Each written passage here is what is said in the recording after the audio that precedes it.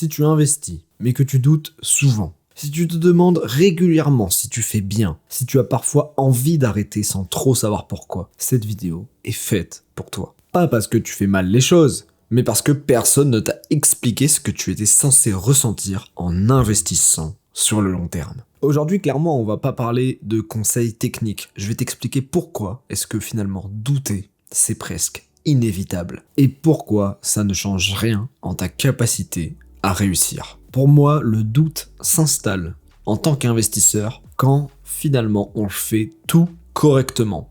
Et c'est là que c'est piégeux. On a beau investir sérieusement, avoir une stratégie claire, définie, qui est stable, qui est rationnelle. On n'investit pas tout notre argent dans des crypto-monnaies à tête de chien. On a 1 ou 2 ou 3 ETF. On traque nos performances. On n'achète pas sur les tops de marché. Globalement, on fait du DCA, etc. On a une stratégie simple, sérieuse, efficace. Et en plus, on sait créer un mindset, on sait créer de la discipline. Donc, on est finalement un investisseur discipliné. Donc, en théorie, tout va bien. C'est malheureusement faux. À ce moment-là, en tant que jeune investisseur ou pas, le doute s'installe. On commence malheureusement à douter. On se dit mais peut-être que cette stratégie, si simple que ça, ce n'est pas la bonne. Tout simplement parce que parfois, le cerveau humain est comme ça, on se dit oui mais attends, si c'est aussi simple, tout le monde le ferait. Si pour créer du patrimoine sur le long terme, s'enrichir sur 5, 10, 15 ans, 20 ans, et léguer quasiment 1 million d'euros, voire plus à mes enfants, il suffisait d'acheter un ETF et de le conserver pendant 20 ans, et de faire ça tous les mois en étant discipliné, tout le monde le ferait. Et tout le monde serait riche. Ou en tout cas, tout le monde serait aisé, en sécurité financière. Et pourtant, c'est pas le cas. Du coup, le doute commence à s'installer. Peut-être que je fais quelque chose de mal, peut-être que j'ai mal compris quelque chose, peut-être que je devrais revoir ma stratégie. Et l'autre piège, évidemment, on finit par se comparer. Ok, bon, je vais commencer à parler autour de moi de ma stratégie. Ah merde, un collègue du boulot m'a dit que tel ETF, il commençait à être risqué. Lui, il investit plutôt dans les pays émergents. Ok, bon, je vais aller voir Claude. Claude, il me dit quoi? Ah, Claude, lui, il est que en or, 100% dans l'or. Merde, moi, c'est pas mon cas. J'ai que 10 ou 20% de mon patrimoine en or. Peut-être que je me trompe. Bref, c'est là que le doute s'installe. Et je dis pas que c'est mauvais. Cette vidéo, c'est même tout l'inverse. C'est une vidéo dans laquelle toi et moi, finalement, on se comprend. Moi, ça fait 4 ans que j'investis, depuis mes 17 ans. Maintenant, j'ai 21 ans. Et je n'ai pas arrêté de douter. Que ce soit à mes tout débuts, ou que ce soit encore la fin d'année dernière, etc. Je veux dire, ça arrive. On peut douter, on peut remettre en question nos stratégies, on peut remettre en question la croissance long terme, etc. Surtout au début. Quand c'est lent, quand c'est dur, et quand on n'a pas de retour visible. En bref, tu finis par te demander si tu devrais pas tout changer. Changer de stratégie, changer d'allocation, ou même tes stratégies d'entrée, est-ce que tu n'arrêterais pas le DCA, etc. Qu'on soit clair, le doute n'apparaît pas quand tu fais n'importe quoi. Il apparaît quand tu fais quelque chose de long, lent et sans feedback. Et c'est ça le pire. Encore une fois, c'est normal de douter. Il y a un énorme décalage entre ce que tu fais et ce que tu ressens, surtout dans les premières années. Parce que rappelons une chose, nous on est là, toi comme moi, on investit chaque mois. On reçoit notre salaire, on fait notre petite allocation, et on investit notre argent, on se budgétise. Mais, je l'ai déjà dit plein de fois sur cette chaîne, ton quotidien, lui, on est bien d'accord, ne change pas. Personne ne voit les efforts que tu es en train de faire. Personne, même toi, tu ne les vois pas. Même toi, tu ne ressens pas forcément cette croissance. C'est tellement long terme, c'est tellement, finalement, dans l'amélioration de ta future vie, que c'est compliqué de tenir ça sur le long terme. On est humain. C'est dur de s'imaginer dans 15 ans en ayant finalement respecté sa stratégie sur 15 ans et avoir beaucoup plus de sous, beaucoup plus de liberté, beaucoup plus de sécurité financière. Donc c'est extrêmement dur. Et c'est pour ça qu'il y a il y a une telle phase de doute parmi les investisseurs. Parce que les sacrifices, eux, ils sont bien réels.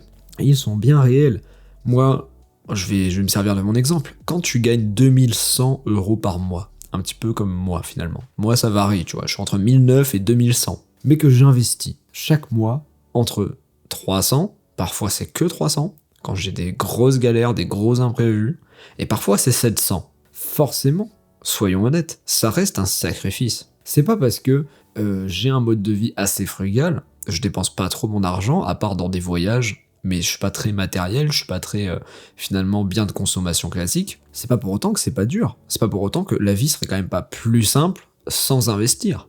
Je le vois autour de moi, j'ai des collègues qui gagnent le même salaire. Eux, ils n'investissent pas un seul sou. Forcément, leur pouvoir d'achat est beaucoup plus gros. Ils ont plus de liberté à court terme. Sauf que le cerveau humain adore le court terme. Il n'aime pas du tout le long terme. Il ne se voit pas dans 10 ans, 15 ans. C'est abstrait. C'est abstrait pour lui. Il ne se dit pas, oui, dans 10 ans, c'est pas grave, j'aurai 200, 300, 400 000 de patrimoine. Tu comprends? Ton quotidien, il ne change pas. Toi, tu ressens pas forcément de changement. Personne ne peut te le voir. Personne autour de toi vient te féliciter. Donc, c'est compliqué. Ton argent est bloqué. Ok? Ton capital, malheureusement, au tout début de ton parcours, il est abstrait. D'accord? Il est abstrait, tu y touches pas. Tu vas pas commencer à faire les fameux retraits de capital de 4% par an avec un capital petit. Et finalement avec un capital qui n'a pas d'impact. Parce que tu vas pas commencer à retirer 4% de 20 000 euros par an. Tu comprends? Même si tu fais 10% par an, ta croissance elle va être tellement ralentie que ça ne vaut pas le coup. Il faut continuer malheureusement ta stratégie, même quand les premières années, tu ne peux pas toucher à ton argent. Oui, les progrès sont invisibles, je le reconnais. C'est clair que tu avances sur le papier, mais pas dans ta tête. Et donc, encore une fois, c'est totalement normal de douter. J'ai envie qu'on discute ensemble aussi de la comparaison à outrance, parce que honnêtement, moi je suis jeune, je suis de la génération internet, je suis de la génération des réseaux sociaux, donc c'est quelque chose qui me touche particulièrement et qui touche mon entourage très particulièrement. Les réseaux sociaux, les vidéos, les performances partagées sur Twitter, sur Instagram, les histoires incomplètes de réussite.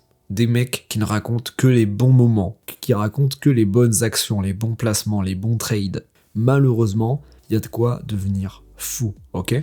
Les réseaux sociaux, c'est finalement une version excentrée. Non, je sais pas comment expliquer ça. C'est une version, si tu veux, booster aux stéroïdes des points positifs des gens, de leur vie, d'accord? Donc quand un investisseur néophyte poste sur internet une performance délirante sur Nvidia, il ne poste pas tout le reste, d'accord?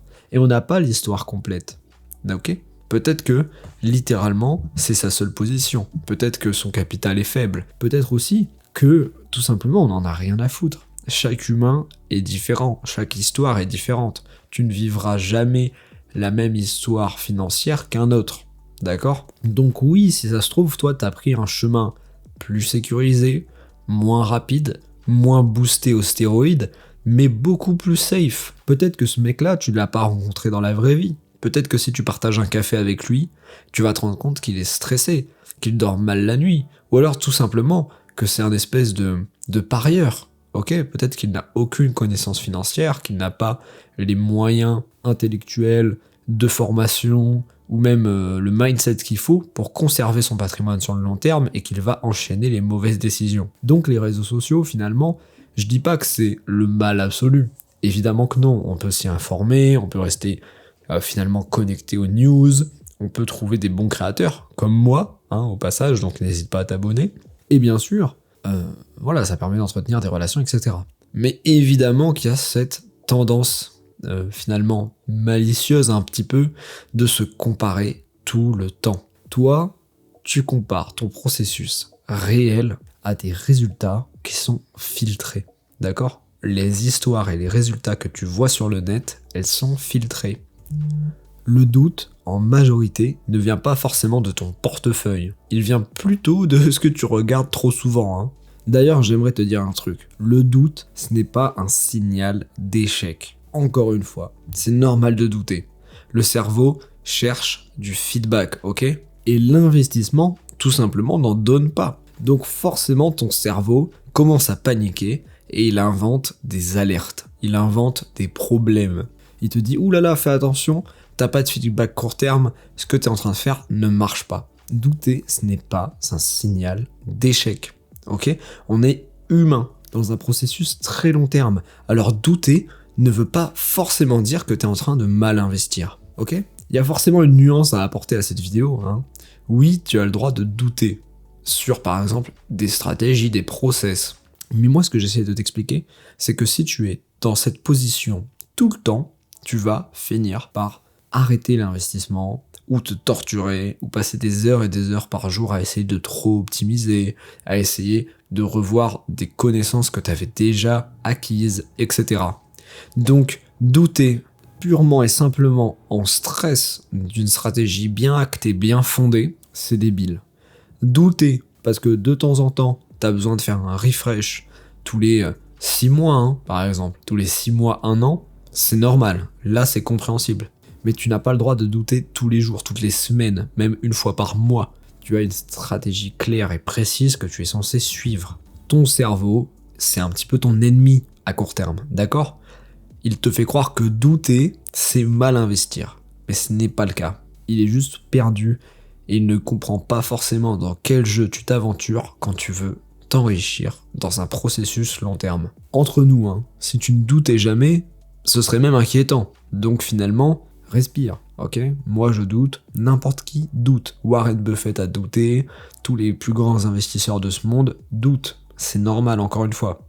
Ok, là t'es forcément en train de te dire, c'est bien Jimmy, mais finalement qu'est-ce qu'on peut faire une fois qu'on a analysé tout ça ? Quelles sont les façons de faire, les méthodes de ceux qui ne doutent pas trop ? Ou en tout cas qui tiennent malgré ce doute ? Bon, déjà, je l'ai déjà dit, le doute, personne ne doit chercher à l'éliminer entièrement. Ne cherche pas à éliminer entièrement le doute, d'accord ? Ce n'est pas sain. C'est normal, encore une fois, de douter, de remettre en question ses stratégies financières, de remettre en question tout simplement ses connaissances, ok ? Ses allocations, remettre en question l'état du marché, ça c'est normal. Et à bonne dose, c'est même très bien. Par contre, le doute quotidien, le stress des marchés, parce que oui, investir c'est très stressant, eh bien il faut apprendre à vivre avec, tout simplement. Et il faut que tu réduises les stimuli.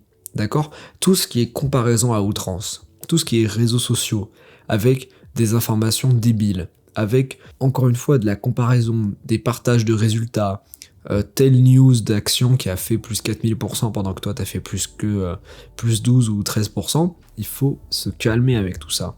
Il faut que tu apprennes à vivre avec ce doute, parce que c'est normal. Il y a forcément des jours aussi dans ta vie où de toute façon, tout ira mal, tu seras un petit peu dans le bad, tu auras une mauvaise journée et ça risque d'impacter aussi ta vision de tes finances. C'est pas parce qu'à l'instant T, tu doutes qu'il faut absolument remettre en question toutes tes stratégies et commencer à voir du noir partout. Ce n'est pas ça le sujet, d'accord ? Douter c'est normal, c'est juste qu'il ne faut pas que ça empiète tes décisions. Il faut pas que ça vienne tuer tes stratégies. Et pour ça, il te reste même une solution efficace.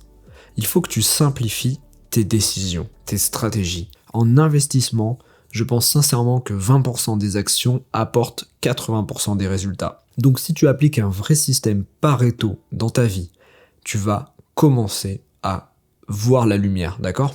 Tu vas moins stresser. Tu auras une stratégie simple et finalement guidée vers le succès, d'accord ? Vers la croissance de ton patrimoine. Du coup, tu auras moins envie, parce que tu auras totalement confiance en ta stratégie, tu auras moins envie d'aller voir les stimuli extérieurs, d'aller voir les comparaisons, d'aller voir les autres, d'aller voir d'autres stratégies. Donc, pour moi, ça c'est clé aussi. Tu dois vraiment te bâtir une stratégie efficace, simple, auquel tu crois, d'accord ? Parce qu'à partir de ce moment-là, tous tes doutes seront réduits de 80%. Donc, pour moi, la clé, ce n'est pas forcément d'avoir plus confiance, mais d'avoir moins le besoin d'être rassuré. Moins tu seras dépendant à des signaux extérieurs, plus ton doute sera non seulement réduit, et le peu de fois qu'il apparaîtra, ce sera beaucoup plus sain. Parce que ce sera un doute de remise en question du marché, pas forcément de ta stratégie, ou de tes connaissances, ou même de tes capacités en tant que jeune investisseur. D'accord ? Si tu investis mais que tu doutes parfois, le problème n'est probablement pas ta stratégie, hein. Le problème, c'est que tu fais quelque chose de lent dans un monde qui récompense l'immédiat. Comprendre tout ça au travers de cette vidéo ne supprime pas le doute, mais ça l'empêche de te faire arrêter définitivement. Si tu t'es reconnu dans cette vidéo, je t'invite à t'abonner pour ne jamais louper les prochaines. Active la cloche et merci de m'avoir écouté. commente, soutiens pour me montrer que t'es bien resté avec moi jusqu'à la fin de cette vidéo et pour donner un peu de force à tous les autres investisseurs comme toi, comme moi, qui doutent derrière leur PC, qui doutent de leur stratégie, de leur connaissance et de l'état du marché. C'était Jimmy, merci encore d'avoir écouté cet épisode de podcast jusqu'au bout. J'espère sincèrement qu'il a pu t'aider à comprendre les mécanismes du doute et à pouvoir t'armer pour finalement venir réduire, diminuer et peut-être lutter contre ces phases de doute qui peuvent être destructrices en tant qu'investisseur. Rejoins-moi sur Instagram, Jimmy-Puig.